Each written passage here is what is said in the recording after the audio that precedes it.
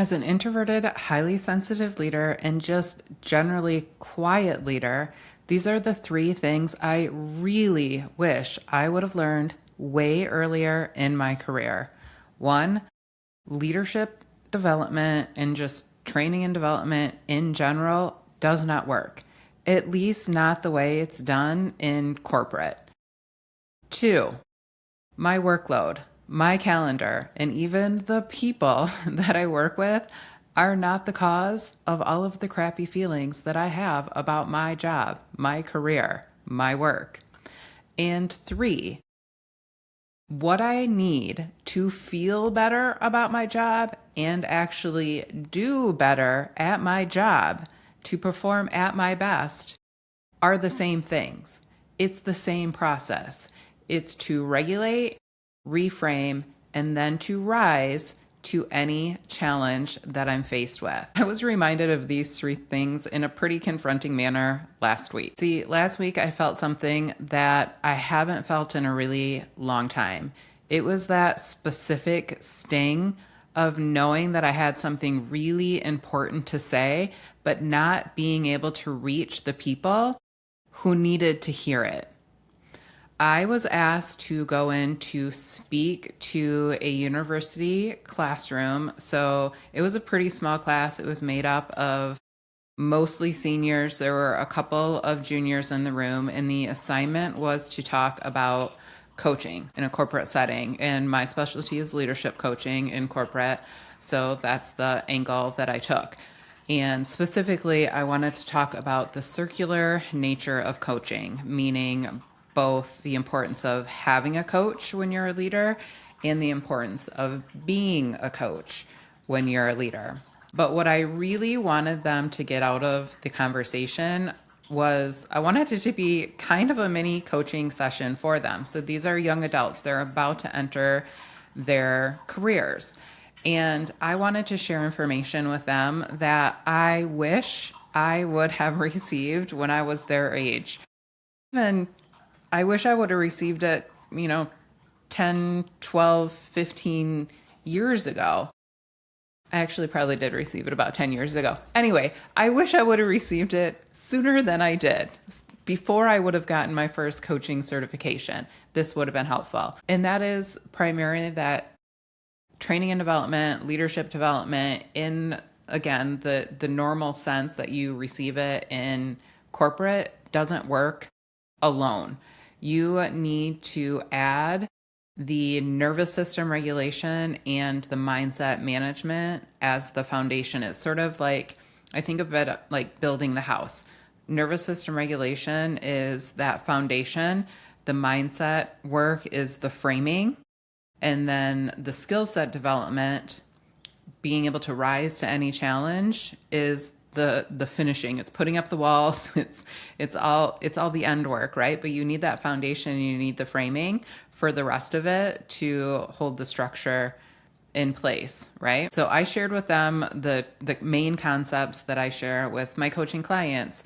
The concept of the second job, that is impression management, self-monitoring, essentially spending more time and energy making sure that you look good, that people don't see your vulnerabilities, that they don't know that you make mistakes, that you might not have all the answers. Like, we spend so much time and energy on the second job that should be spent on the job that we were hired for, our job description, our roles, responsibilities, the tasks that we're responsible for to help the company succeed. If we weren't wasting so much time and energy on the second job, we would be way better at our first job. So I shared that concept with them.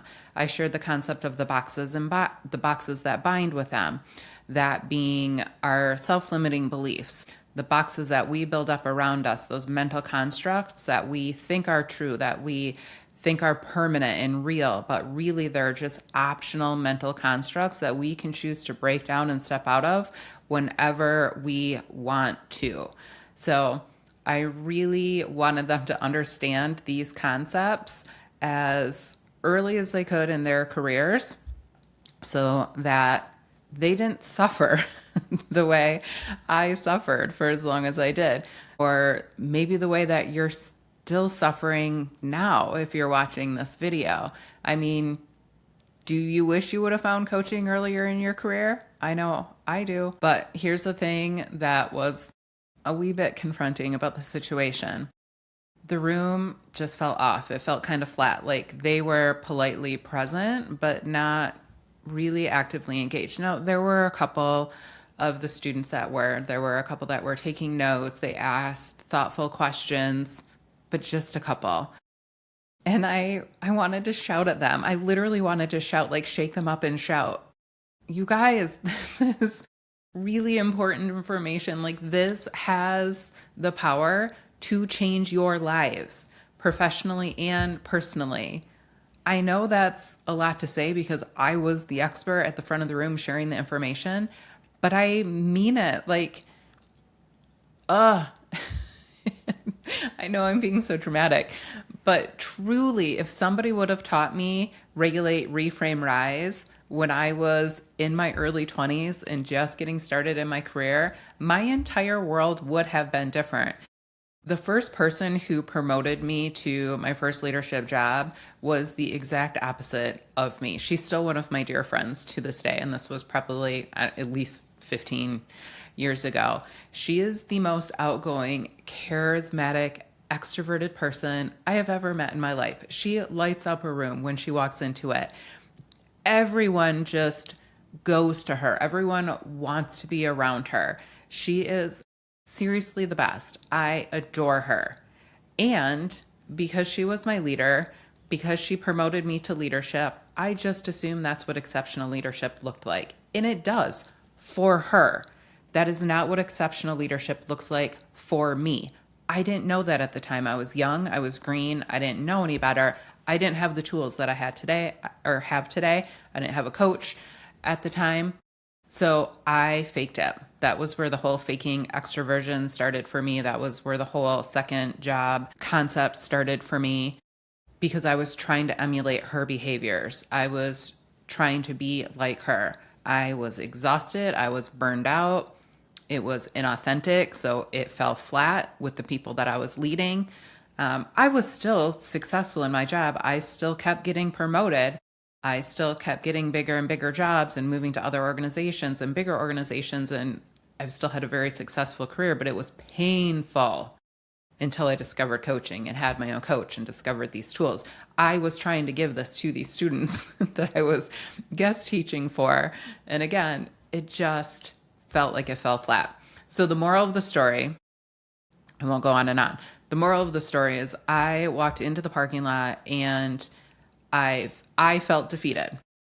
So I realized I needed to use my own tools in that moment. So my tools, my framework being regulate, reframe, rise, I had to implement on my drive home. So I had a 45-minute drive. So I pulled one of my Soothe tools out of my toolkit to regulate my nervous system. So I was driving, did some breath work, super, super easy to regulate my nervous system, calm myself down, and just get back into a grounded, present state where I could think clearly because my nervous system was in a dysregulated state. Once I was calmed down and my nervous system was regulated and I was able to think clearly, I moved from regulate into reframe. Reframe is managing your mind. It's being the boss of your brain.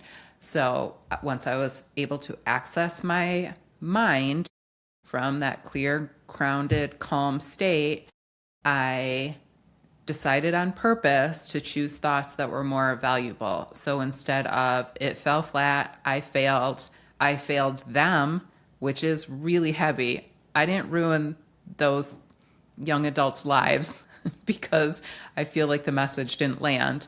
One, I don't even know that the message didn't land. I'm not around 20-year-olds anymore. Maybe that's just how they show up. Maybe it really did land. Maybe they walked away thinking like that was amazing. That's going to change my life. And they just didn't show it on their face. I have no idea. Maybe they'll think about it days later, weeks later, months later, years later. I really don't know. But my initial thought was, I failed them. I missed an opportunity to change their lives. So instead of thinking those thoughts, which clearly aren't helpful for me and my mental health, I switched to something more like, I did the best I could. Hopefully, it landed for some of them. And hopefully they will be able to remember this at a time where they need it at some point in the future. So I just kind of eased into thoughts that made me feel 2% better, which is what I teach to my clients. So once I regulated my nervous system, reframed my mindset about it just a little bit to something I could still believe, which still felt true, then I was able to just kind of move on to my rest of my evening without ruminating about it for the rest of the night. I didn't wake up the next day thinking I blew it last night. I just got over it. That's the point. That is self-coaching at its finest. That's what I help my clients do. So again, the three things I wish that I would have learned way earlier in my career: one, training and development, leadership development alone does not work. So what you're likely getting in your corporate job alone does not work. It's just not enough. Your workload, your calendar, and the people around you are not the cause of your disruptive emotions. What you need to feel better and be better at your job is one and the same. It's the regulate, reframe, rise process. It's what I work through with all of my coaching clients. It is the foundation for all of the content that I teach in my programs. So I just want to say, if you are still struggling by working in the second job that I described, by being stuck in those boxes that bind you, by feeling like you need to be louder to lead bigger, that you need to fake extroversion to get the recognition that you deserve at work, it is not too late for you. Whether you are a recent college graduate and just early in the workforce, whether you are an aspiring leader, whether you are new to leadership, or whether you are a seasoned executive, it's not too late for you. At 21, 22 years old, in college, you don't know what you don't know yet. The cost of faking extroversion hasn't compounded for those young adults yet, at least the young adults that would describe themselves as introverted, highly sensitive, quiet leaders, which I did ask at the beginning of the presentation, and many of them did say they would describe themselves as introverted, highly sensitive, or quiet. So that's even more reason that I felt a little bit defeated at the end of the presentation, that it didn't seem to land. So for them, the pain that makes this work a little bit more urgent hasn't arrived yet, and therefore the antidote doesn't feel that urgent yet either. By the time this feels urgent, most leaders like you and me have been carrying this weight for years. If you are still carrying this pain and this weight of faking extroversion, of not feeling authentic, don't keep carrying it. Let me help you set it down. You are not 20, 21 years old. You are very familiar with the exhaustion that working the second job cost you. You are very familiar with the Sunday scaries. The question is, do you have the tools to do something different? You need to regulate, you need to reframe. That stuff comes before strategy. It comes before skill development. It comes before the advice of just speak up more. So if this resonated, if any part of you is thinking, I really wish I would have learned this stuff way earlier in my career, please go to the description and grab some of the free resources. You can download the guide to learn how to lead powerfully without pretending to be someone you're not. You can enroll in an upcoming free masterclass titled You Don't Have to Be Louder to Lead Bigger. You can learn about the Alchemist Leader Lab. You can schedule a call to talk to me about any of the ways that I can help you, whether it's through the lab, whether it's through one-on-one coaching. Set the heaviness down. You're not in this alone. And of course, please subscribe to this channel. Like, comment, subscribe. I release new content every single week, specifically for quiet, highly sensitive leaders like me and you. So I will see you in the next one.